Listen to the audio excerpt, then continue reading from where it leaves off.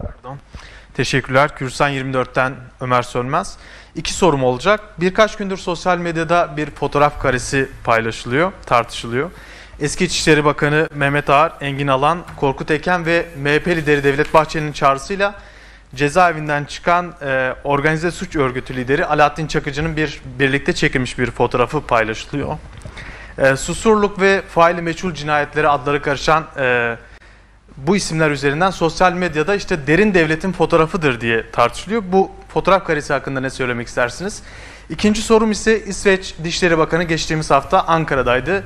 Mevlüt Çavuşoğlu ile bir toplantı gerçekleştirdi ve toplantı sonrası yaptıkları basın açıklamasında Türkiye'nin bir an önce Suriye'den çekilmesi gerektiğini söyledi. Bu hususla ilgili ne söylemek istersiniz? Teşekkürler. Son soruyla başlayayım.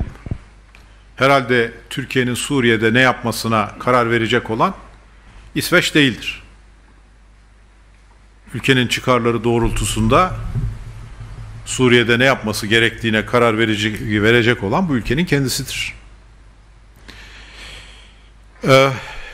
Fotoğraf hakkında gerçekten kimlerle beraber bu fotoğrafta gördük.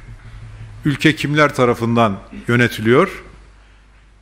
Kimler hangi görevlerde? Kimlerin hangi sözleri hangi çerçevede ettiğini bu fotoğraf